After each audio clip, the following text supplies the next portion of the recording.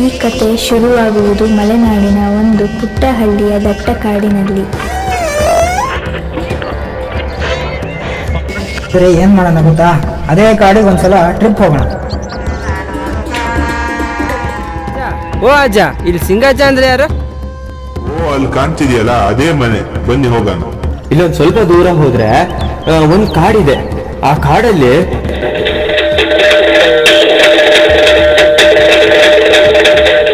ನಿನ್ನೆ ರಾತ್ರಿ ನಾವು ಏನೋ ನೋಡಿದ್ವಲ್ಲ, ನೋಡ್ಕೊಂಡ್ ಬರೋಣ ಅಲ್ಲಿ ಹೋಗಿ.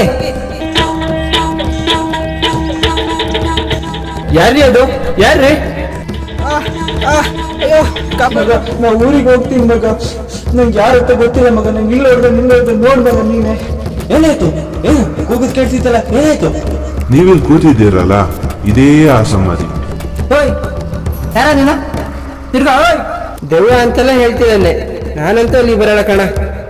2 ದಿನ ಬರ್ದ್ರು, ಆಮೇಲೆ ಏನೋ ನೋಡಿ ಓಡ್ ಹೋದ್ರು. ನಿಮ್ದಾದ್ರೂ ಹಳೆ ಕಥೆ ಇದ್ರೆ ಹೇಳಿ ಅಜ್ಜ. ಸುಮಾರು ವರ್ಷಗಳ ಹಿಂದೆ ಏನಾಗಿತ್ತಂದ್ರೆ, ಇದೇ ಸೀಗೆಗುಡ್ಡ ತುದಿಯಲ್ಲಿ ಒಂದು ಮರದ ಕೆಳಗೆ ಒಂದು ಕಲ್ಲಿತ್ತು.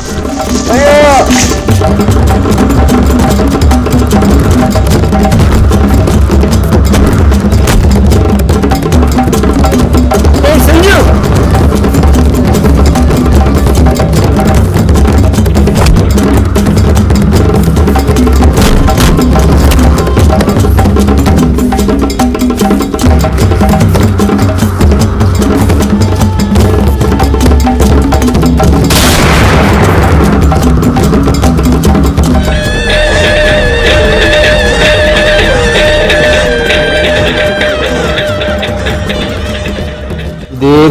ಇದೇ ದೇವ್ರ ಕೃಪೆಯಿಂದ ನೀವು ಬದುಕಿರೋದು.